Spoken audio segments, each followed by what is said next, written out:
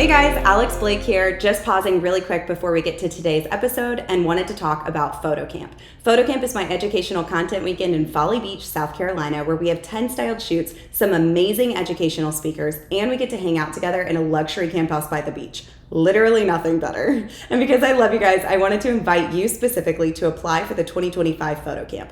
So here's the info. The only 2025 Photo Camp is March 13th through 15th. And this year's speakers are going to be Preston Luke, Danielle Hickman, Georgia and Micah McMaster, Shelby Cuenca, and of course, me, Alex Blake. So if you're wanting to grow deeper in community, dive into your creativity, and be coached by photography educators, guys, this is an experience you will not want to miss. So if you're ready to go ahead and apply on the spot, or if you just want more info, you can go to photocampinfo.com or follow PhotoCamp at PhotoCamp Events on Instagram. All right, let's get to the episode. Well, hey guys, welcome back to Let's Create with Alex Blake. I'm your host, Alex Blake, and today we have like the best guest ever on the podcast, Miss Cassidy Lynne. Hello, guys. How are you doing? Hi, Cass. Hi. It's funny because we have been chatting for like a long time this morning. It's not even just starting right now. So no, like we've been talking for like an hour and a half, you know. So I put in our notes, guys, like in the very beginning, I was like, yeah, we'll just like chit chat. And I told Cassidy, I was like, we've already chatted. Like we've already done the thing. The chit is done. The chit and the chat is gone. Yeah. Anyway, if you guys don't know, Cassidy actually was one of the speakers at Photo Camp for the April camp and the October camp in 2024. So we're like real life friends, not just podcast interview kind of friends. Yeah, it's true. It's true. So it started as like I'm speaking and then it turned into, oh, we actually like each other. Literally, like you're my most expensive friend. Like I paid to be friends with you. And that is fine by me. You can definitely pay me to be friends with you. But yeah, so it's like funny to record our conversations because I'm like, oh no, I hope we don't say anything weird. You know, I'm like, hopefully I remember we're recording. Honestly. Okay, so let's talk about Photo Camp because Photo Camp was just a couple of weeks ago. Yeah. So it's weird. Like you were here not too long ago. Mm-hmm. But okay, tell me like your favorite moment or a story from Photo Camp. I'm putting you on the spot. Yeah, I think from the last Photo Camp, I think my favorite part was one of the shoots that you did. Like, I didn't even take photos of it, but it was just so pretty. And so, okay, so to tell everyone who doesn't know, do they know about the mermaid story? About everything that happened? No, actually. Okay, but this is so funny because I like nodded along like I knew what you were going to say. I thought you were going to talk about the couples shoot that was your favorite. And then you said, but I didn't shoot it. And I was like, wait, what? No, yeah. Okay, tell the story. Yeah, you had like a mermaid shoot and it was cool because I guess the reason it's my favorite is because I got to see like in action like your problem solving and stuff and to see like your vision come to life. So it was like a cool concept and like some things weren't working out for you and stuff. And then like it was cool because you basically went and like challenged yourself and used lighting that you had no experience with. And you just kind of messed around with it to get like the look that you want. And it turned out so cool.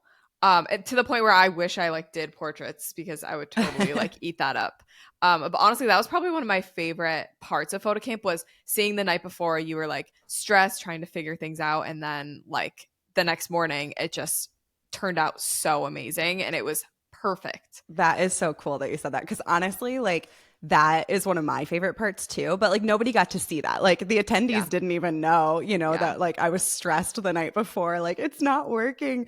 But guys, Cassidy was so sweet because I'm very like physical touch. That's like my love language. So the night before I'm sitting on the couch and like Megan and Preston and Sue are all on the couch with me and Cassidy just comes and like lays on us. And I was like, thank you. I'm so stressed and I needed this.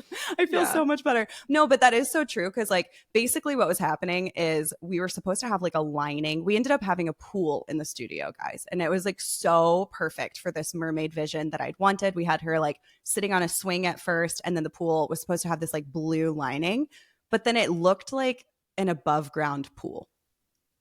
And it was not the move. Like it was not what was going on. So the studio ended up having to take the liner out and then it just looked very like plain and totally not my vision. So it was like really, really I think, stretching for me in the best way to be able to like work with that lighting and stuff like that to make sure that it, you know, came out on top. And it was like perfectly my vision. So I love that, Cassidy. It was like not what I was expecting you to say, but that makes me happy. That's fun. It was cool. I mean, because I don't do portraits, I love to see stuff like that. Like, I feel like you can't really do a couple shoot and put like a girl in a mermaid tail. I feel like that doesn't really. I mean, you could. You could, but like I don't feel like that would appeal to many of my clients. Yeah, that's true. So yeah, it was just cool to like see that whole vision come to life and everything. I think that's cool because one of my favorite parts of the weekend was the shoot that you loved that I was talking about earlier, where it was like you and Megan specifically, both of you are couples photographers, and you loved the shoot that I did or that I had planned, you know, and I thought that was really special because I was like, it's something that I don't naturally do, kind of like you were talking about, but it was something that I loved getting to see like you guys light up for, and like all of the other attendees that came.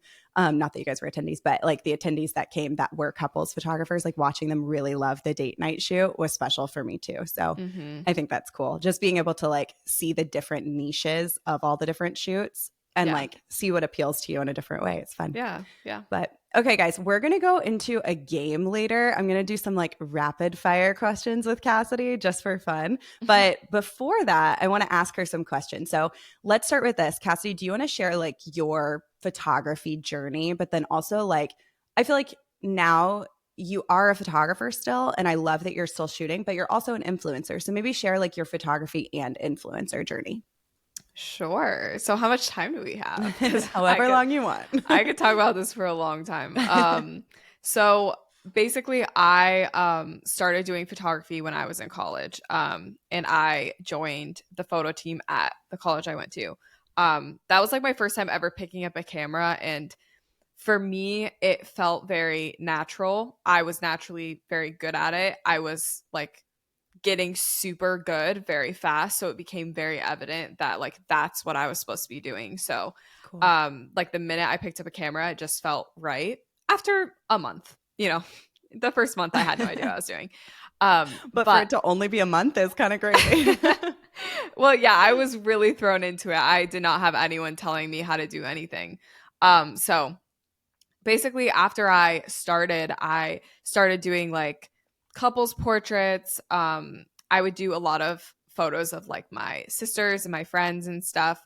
At the same time, I was doing a lot of candids because I was like working for a college. So I was doing like basketball, soccer, headshots, like basically food shots. Like I was literally doing everything under the sun. So what's cool about my like training, like how I got started, was I feel like it really prepped me for weddings, which is ultimately where I ended up, because I was doing a lot of portraits, but then I was also doing a lot of candids, which if you combine the two together, that is a wedding. That's cool. So I got my first wedding, I think it was 2017. It was just a friend of mine, literally one of my OG friends, like my ride or dies, recommended me to one of her friends.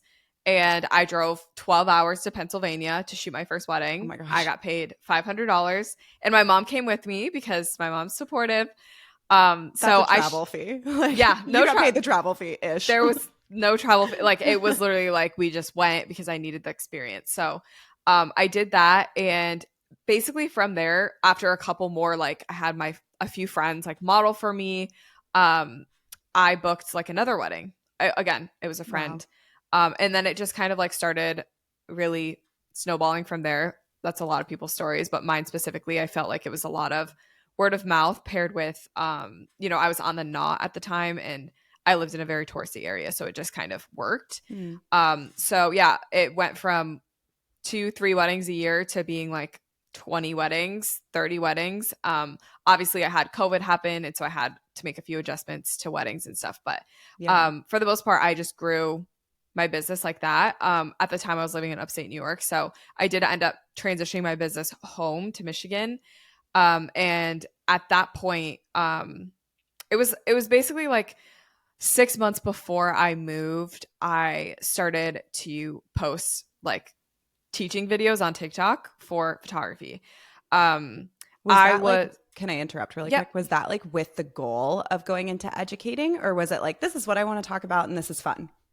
More so like this is just fun. Cool. I mentioned the college that I went to, I ended up getting hired on as staff to be like their resident photographer.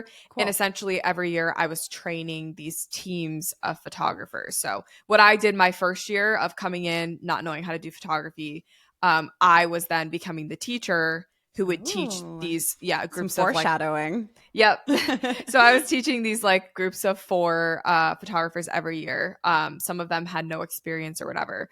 Cool. So that was really cool because then when, I decided, oh, I'm just going to start posting on TikTok, I was just teaching essentially what I was teaching my students.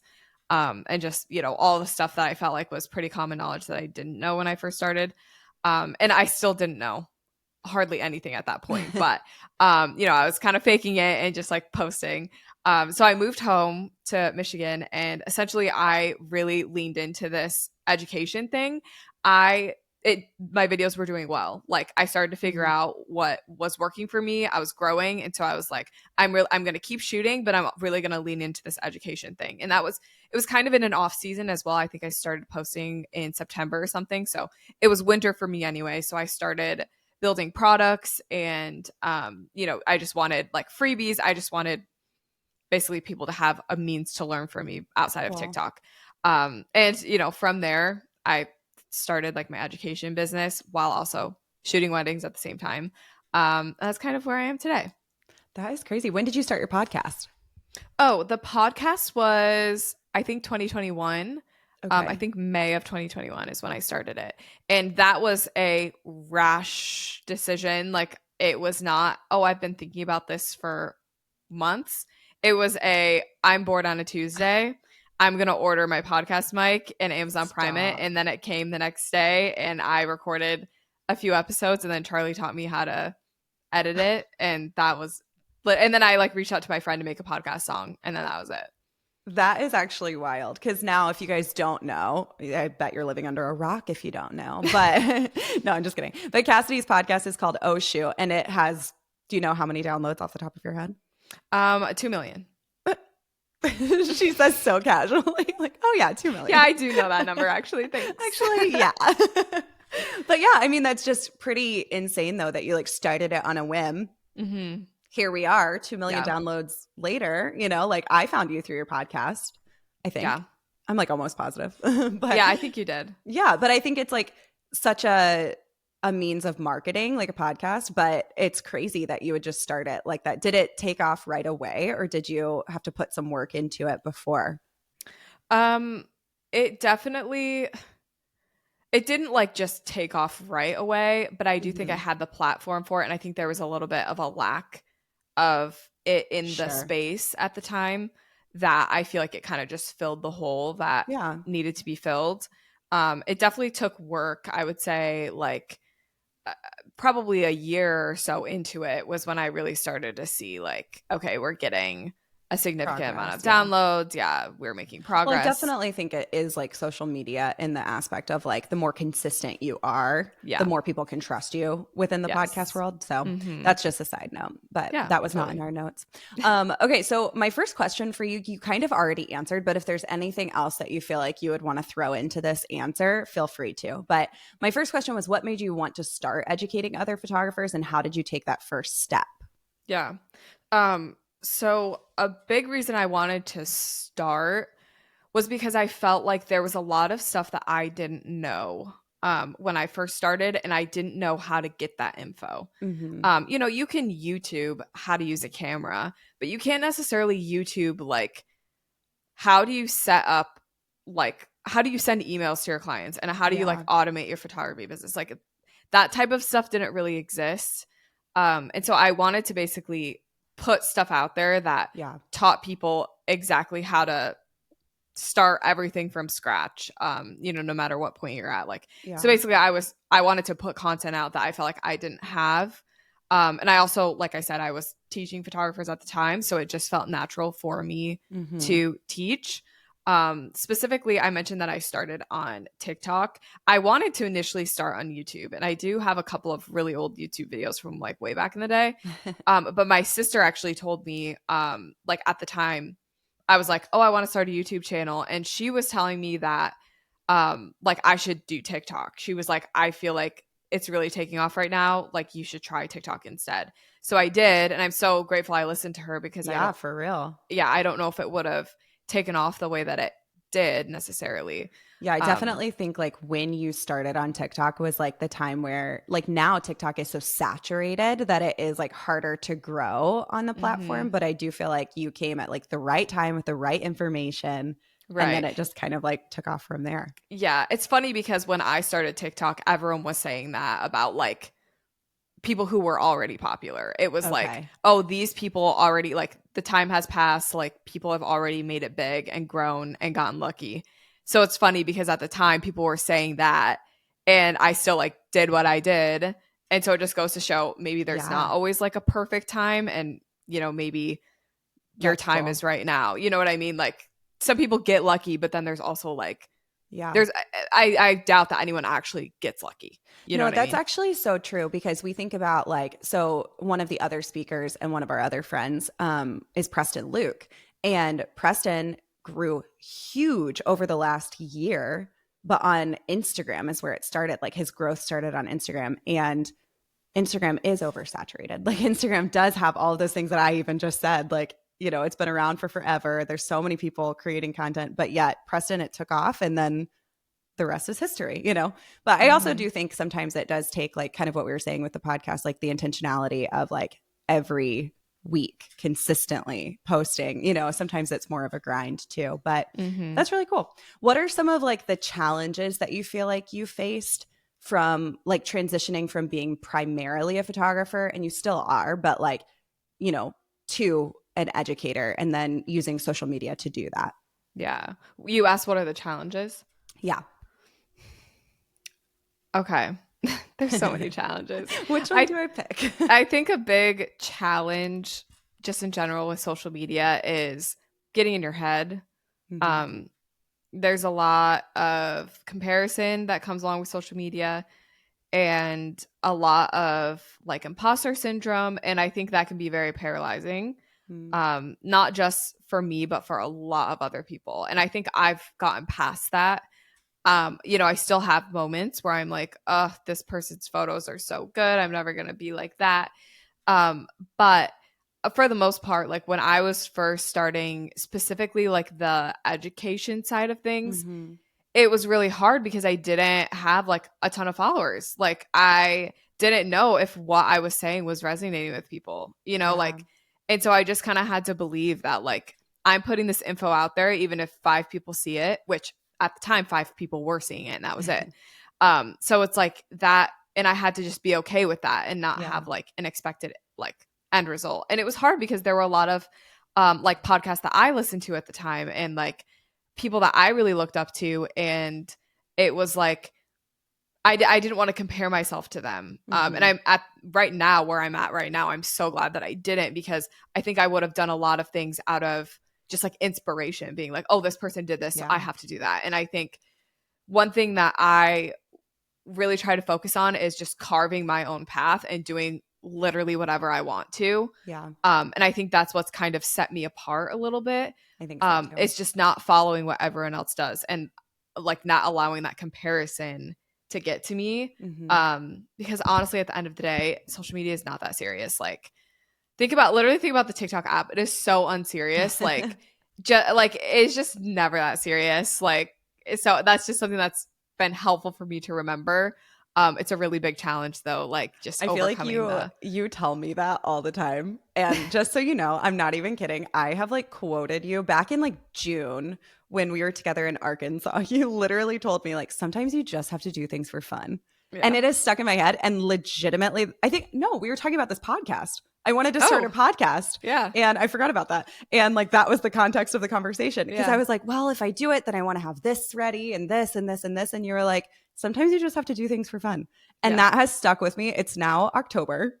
Months later, I like say that probably weekly, Cassidy, to myself, because I'm too serious sometimes. And like, even like we were just having a conversation about like a big thing that I want to do for next year. And it's like, you can't just be like, oh, I want to make money off of this. Because sometimes it's like people can tell that you're just trying to get money out of them. You have to Right. genuinely be passionate about whatever you do and kind of have like that fun perspective to it. Yeah. There's been things that I have launched or like created that hasn't made me a ton of money, but it's like I'm so glad I did that because that was like something I really wanted to do. And I Yeah. had so much fun doing it. Even if it's just a fun, like creative, like a passion project. Yeah. Like those are things that are super important to keep in your life, especially for someone like me who, you know, I don't have to shoot if I don't want to. Like I Right. could just keep educating and keep going like that. But I think the shooting side is what keeps me inspired and what keeps me having fun in all of That's it. So cool. that's why I keep that aspect around. Yeah. So how do you feel like you balance your shoot schedule and then kind of like your educational influencer commitments? Because I know working with brands can be really pressing. Yeah. So I you know, when I book like my weddings for the next year, I basically have a number that I try not to exceed. Smart. Um it's around like 8 is my number. 5, 8. And it's because I'm able to supplement my income with education instead, so I Hmm. don't need to book as many. But that's kind of just a number I keep in my head so I know that that's the number I need in order to keep myself like having fun and enjoying Yeah. shooting, but also I still have time for my other things. You know, educating, it takes a lot of time up front, but once you get things like established, it doesn't take as much time as you think. Sure. You know, Well, because it's I like, guess a lot of it is passive. So it's like yeah, it is the work up front. yeah. So you have like a lot of things already made and stuff. So, I mean, when you are starting education, like you do have to set time aside to like Hmm. film a course or develop a product or whatever. But like once that thing's in place, it's a lot easier to kind of like, yeah, let it be passive and Yeah. you can have a lot more flexibility in your schedule. Which I love because then I can work on other fun projects like or work with brands or whatever. Sure. So yeah, you kind of have to figure out like honestly, I go week by week. What's my priority for the week? And I just go from there. Like I know Yeah. I've got to shoot this week and then I want to work on like a preset or Yeah. something. And like that's what I'm going to work on. Have you found, because now you've been influencing and educating for a couple years, and this question I didn't send to you before, so sorry, It's but okay. have you found like kind of a yearly routine at all of like, I like to create projects during this time and then launch during this time, anything like that? I know you said Y- week by week, but yeah, no, I definitely. So I do usually once a year, like a big like brainstorming session of everything that I want to like big picture wise products I want to launch, goals that I have, whatever. And then I kind of break it down like, okay, this month is when I'm going to start working on that. And then like the next month is when I'm going to launch it or whatever. mhm. You know, I do have months that I prefer to like launch like courses versus presets. Like those are all things I've thought through and like those are a part of like the schedule if that is something that I would like to launch for that year. But Yeah, it is kind of like a year by year thing. And yeah, it just depends on what you already have made too. Like I already have courses, so true. I can just like reopen them whenever I want Yeah. to. Which you just recently did. Do you want to talk about that? Yes, yes, of course. So, I just reopened. I actually just closed the doors. Wah wah wah. Sorry, For guys.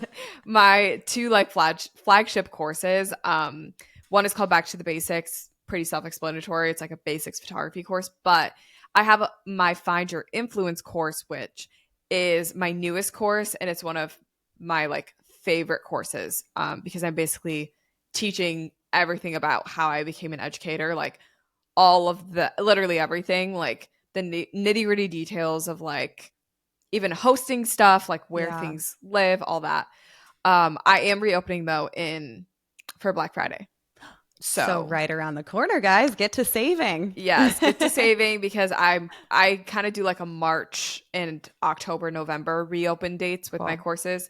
So yeah, that is it's a I might be a little biased, but I think it's really foundational for someone that is just like full time photography, but wants to move into something Cool. bigger and better.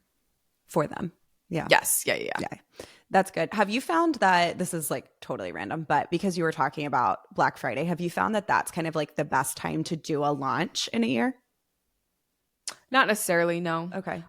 You have to think about when your audience has money. So True.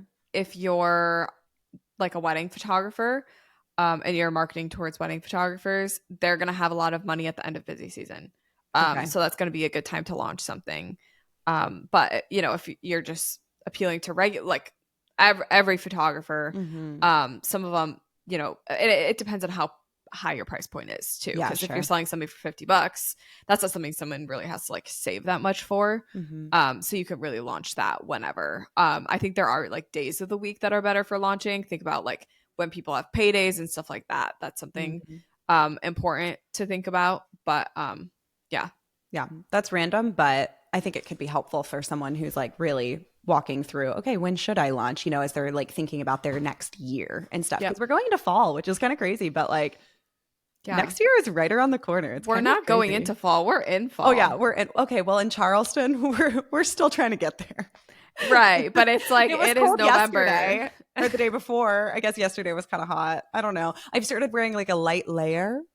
Good. So that's nice. Yeah. We're getting there. We're getting right. There. The water feel like is cold. Yeah, the weather. It's definitely not as fall as I would hope, but like at least here, a lot of the leaves are changing. In some areas they're completely gone. But it's like we still have these like big like days where it's really really hot. So it's like it's just weird. Yeah, it's just kind of always hot here. Like we had the one day of like semi-fall the other day, and that was it. But it's fine. No leaves changing, so me and Zach need to come visit so we can. You do well at this point.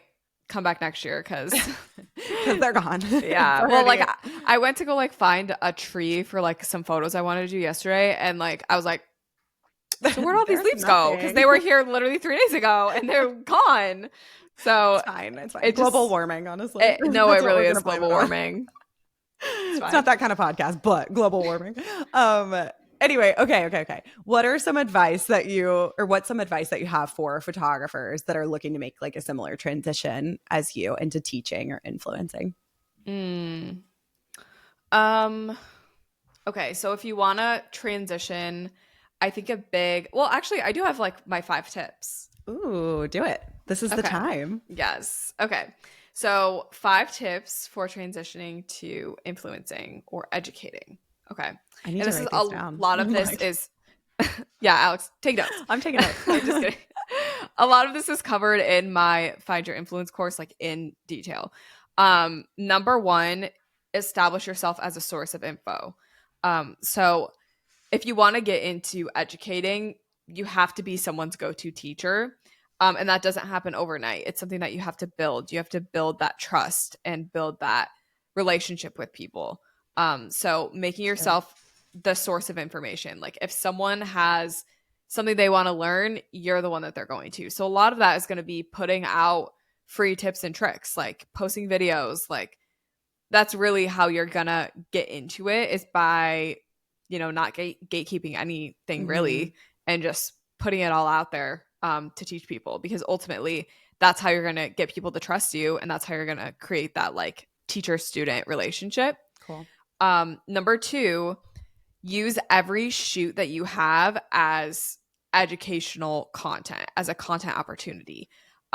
Even if, you're not setting up a tripod and talking to the camera, you're still taking clips. You're still micing yourself up and recording yourself, or using Ray-Ban Meta glasses. Like you're still using every shoot as an opportunity to maybe go back and create commentary on it later and post it. The best content is going to be just like you in action and just teaching people how you do what you do. So your shoots, that is kind of built-in content. So there are so many times where I'm like, oh, I need a clip of this, and I could just go and find it because I just have it, because I've been recording myself for so long and I've been having that mindset. So that's a really big thing, especially like if you want to be posting like almost every day. Yeah, you're going to need a lot of content. That's good. Number 3, always offer something that people can buy from you to keep learning from you. So it's great to put out free videos. It's good to put out YouTube videos, whatever. But at the end of the day, like, why are you doing this? Because you want to become an educator. You want to make money from, this whole thing.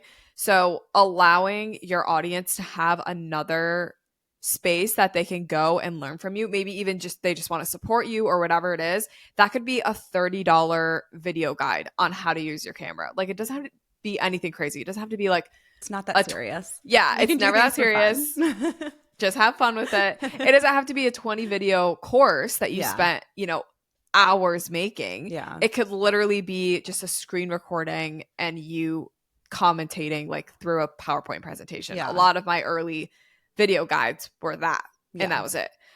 So always have just something that people can buy from you, purchase from you, because at the end of the day, you have to think about the business behind it all. Like putting out free content is great, but how are you going to monetize that? Yeah. That's actually really good. Can we pause really quick? I was going to say, too, I think sometimes people are being influenced by people who are trying to go into education.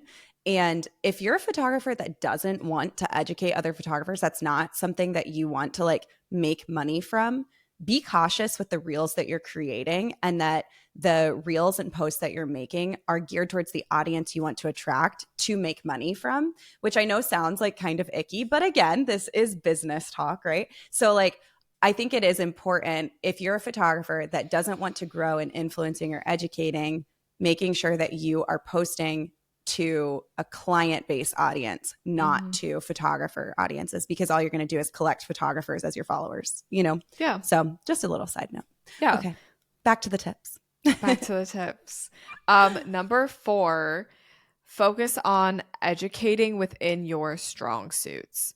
So if you feel like you're really good at posing, if you feel like you're really good at organization, like those are the things that you should be educating on. And if you're like, where do I even start? That's where you're going to start. So if you can even focus on like, what questions do you get asked a lot? Do you get a lot of comments of like, I'd love to see how you edited this. I would love to see how you shot this. Whatever like people are saying, listen to them, right? Listen to them, but also don't use what people are saying as your Bible. Like your Bible really should be, what do I want to do in all of this? But it is good to take into account like what people are saying, but don't make that like the only thing you base things off of. And then number 5, remember that you don't have to educate on things you are not confident in. This is a very big barrier for a lot of people when it comes to educating. Like you feel like you have to speak on everything, and you're like, I am not confident in money, so I feel like I cannot be an educator because of that. Where the fact of the matter is, you don't ever have to talk about money, ever. People can even ask you about money. You don't even have to address it. Like there are some topics that you just, maybe you're just not good at them, and that's okay.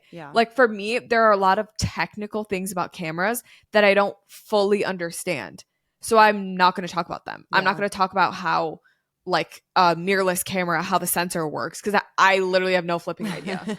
And that's okay, because there are technical educators out there for that. I know what I'm really good at and what I'm really good at teaching on, so that's what I'm going to stick to. So good. Like that's kind of like a little piece of encouragement almost, because I think a lot of people use that and it's very paralyzing. And then you just don't even try because you feel like there are a lot of things you're not confident in. So those are my 5 tips. 5 tips. Honestly, those are so good. Like, sign me up for the course. Sign me up right perfect. now. Yeah. Well, you have to wait for Black Friday. So okay, fine. Got so it. sorry. Guys, we're all going to be in the class together. No, for real, so good. And I do think it's like such a helpful thing to hear too, that like, if you're not good at something, take the weight off of your shoulders. Just because somebody comments and asks for you to like teach them something. Sorry if anybody heard my laptop. I had a text.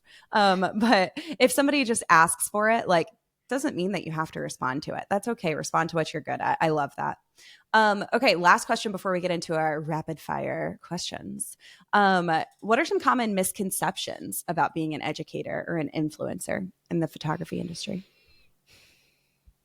Ooh, it's a hard question. I think a lot of people think that it is just so easy. Like that you don't work as much, and you're just like, living like this super easy life. And like, I think the problem with that is people think that it doesn't take any work to become an educator or influencer, Right.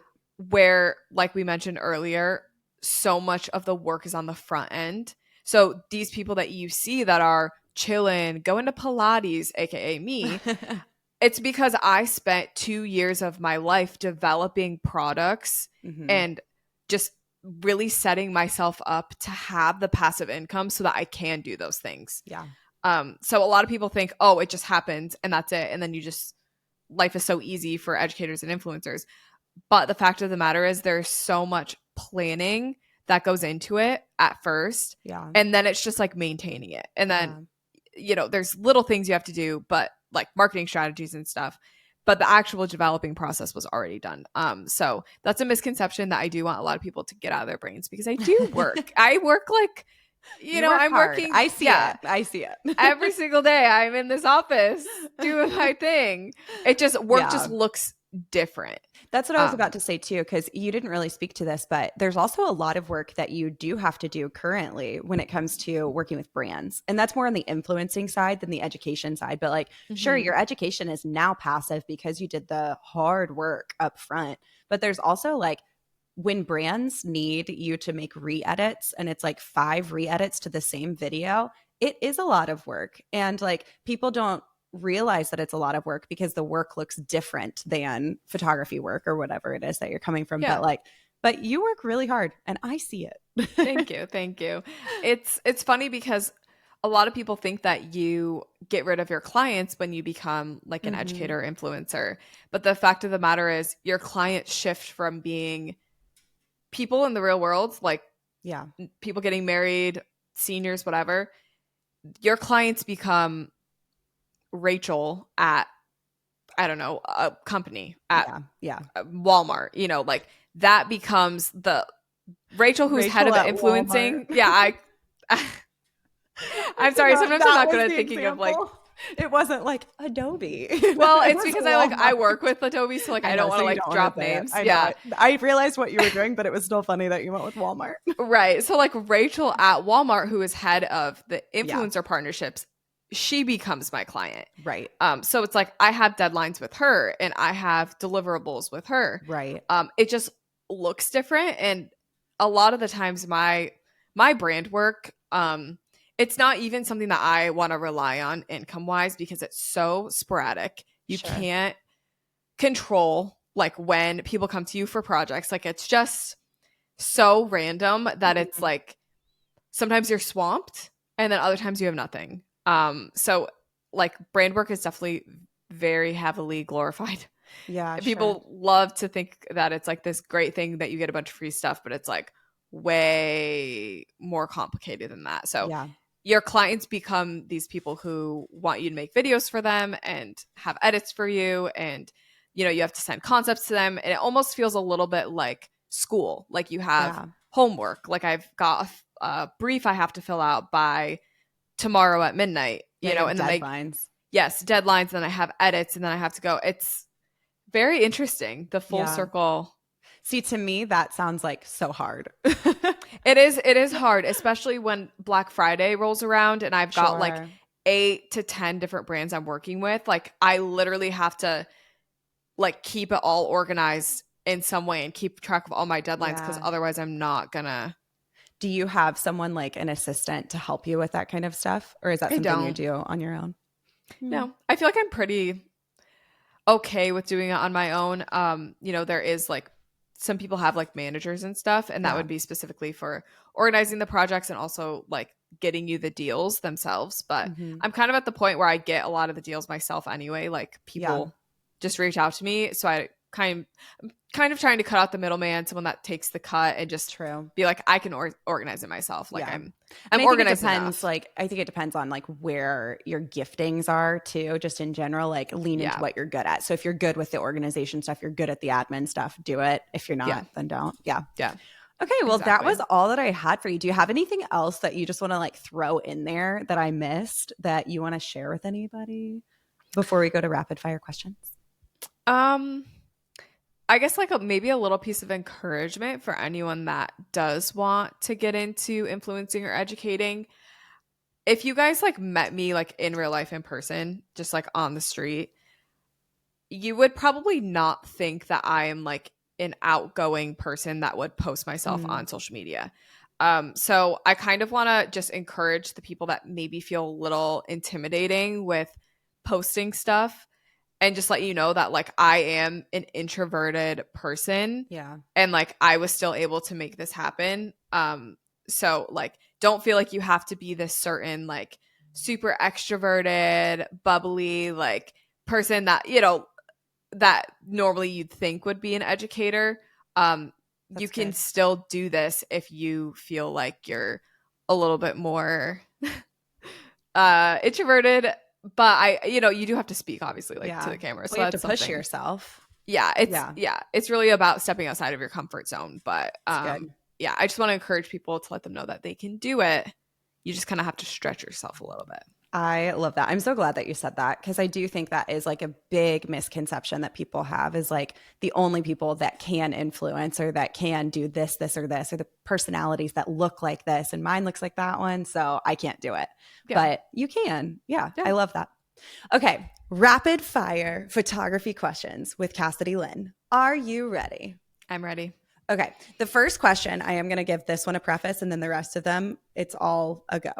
Okay. The first question is from my last podcast guest because what I've been doing is every podcast guest gets to ask the next one a question. So got you. Here we go. First question.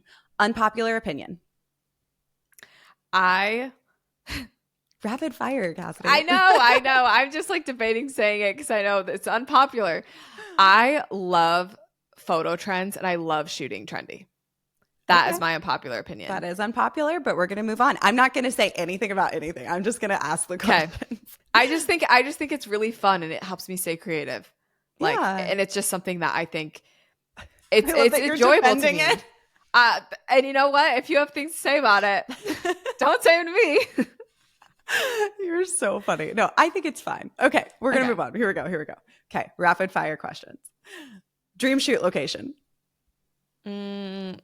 I would say somewhere European, probably like Italy or Greece or someplace I haven't been. Like that.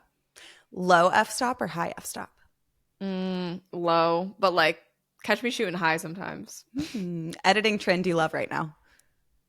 I love like darker edits right now, like super cinematic looking stuff. Because she loves the trends. Okay. One thing in your camera bag right now. I literally my camera a 24 to 70. That's definitely in my camera or the Godox V1 Pro. Ooh, okay. Speaking of flash or no flash? Flash. Okay. If I need flash. Okay. Celebrity you'd cry if you got to shoot? Hailey Bieber, Justin Bieber. Ooh, I knew you were gonna say Justin. Sunrise or sunset? Sunset because I love staying up late and like here in Michigan you shoot sunset, but like if there's gonna be less people I will do sunrise. Interesting. Most embarrassing moment at a shoot? I wrote this one down because it was so embarrassing. It's a story. Can I tell the story? Do it. Tell the story. I feel like that was a big one. Yeah. Okay.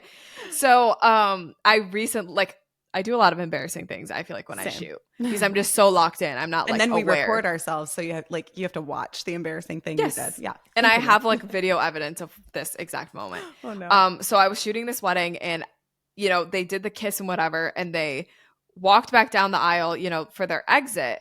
And in my head, I didn't get a photo of the flower girl and the ring bearer coming down the aisle because everyone came really fast and like the people who were in front of them blocked them essentially. So I didn't get a good photo of them. So in my head, I'm like, they're going to exit my couple and then I need a photo of the ring bearer and the flower girl. Okay. That's what I'm thinking. So they come down the aisle and like, it's like at this chapel. So I like, walk with them and then I let them go past me so they can like walk out and I can shoot then the ring bearer, the flower girl. Okay. And then my couple turns to me as they're walking out and they're supposed to have their exit. They turn to me. They're like, hey, can you actually follow us outside? We were hoping to get like photos of us like leaving the chapel, which they want cute photos of them leaving the chapel. Like it's cute outside. Like obviously that's what they want. But in my head, I was just so focused on I need the flower girl and ring bearer because that's the shot they're going to want. And I was like, oh my gosh, yeah, of course. So they had to stop in their exit. No. And I had to like run in front of them real quick and run outside real quick so that they could make their exit. He's like scurrying down. And I was recording on my Ray-Ban glasses that whole thing. So it was like cool. Like, and they were nice about it. They said it very kindly. And like, I'm so glad they voiced that because I was like so locked in on like getting that flower girl and ring bearer shot. But like, normally Charlie would shoot that for me, but I had Charlie up because it was like a chapel. So I had him on like the second floor shooting downwards because I thought that would be a cool angle. So it was like this whole thing where and anyway, honestly, it's like one moment. Like they were fine. You were fine. It was just in the moment. Yeah. It was just embarrassing because it's like, duh. Like literally duh. Of course you wanted that. Honestly, I kind of love that was your embarrassing thing because as silly as this sounds, sometimes like people can see like influencers and educators as like perfect. And it wasn't an embarrassing thing like you fell, or something like that. It was an embarrassing thing of something like you weren't thinking about. Yeah. And everyone does that. So it's kind of like helpful for anybody experiencing imposter syndrome right now. Because it's like, yeah, Cassidy messes up. I mess up. It happens. We forget things randomly. Yeah. Anyway. Okay. Back to the questions. I have 2 more. Okay. No, wait. Best advice you received as a beginner? My best advice, I think, came from my mom. Because when I was starting, especially in educating, I had a lot of people reaching out to me, a lot of people wanting to do stuff with me. And my mom just told me, like, at the end of the day, like, everyone is going to want something out of you. So you really can do this on your own. And I think you should because everyone has an ulterior motive most of the time. So, like, she really helped me remember that, like, this is mine. Yeah. And, like, I don't need someone else to get me to where I want to be. Like, I can do it myself. That's cool.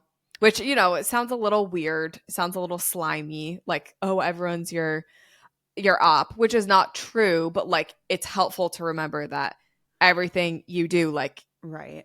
It like that's you that did that. Like you don't need someone else to come in and you pay someone to do like no. Like you can do it on your own. Yeah. Yes. Yeah. I love that actually. Okay, what question should I ask my next guest? I'm gonna write it down. Ask them where they like to get their inspiration from. Ooh. That's a good one, right? So many typos while I was typing that. But it's fine. I'll know what it meant. No, that is a good one. Okay, so let me ask you, where do you get your inspo from? Lately I've been feeling really inspired by old like family photos. Oh, like your own? Sometimes it's my own. Sometimes like literally yesterday, I was going through one of Charlie's sister's baby books and it was a bunch of film photos and I was like, I love how this looked. And it was like, it was more just like the overall concept and like vibe of it. It was like a candid, wasn't perfect lighting. It was just like the ambiance. I just like really liked that. Yeah. And so like that's something that I feel like I'm wanting to incorporate more into my work now. Yeah. That's cool. Yeah. I just did last week. My podcast was about like finding creative inspiration.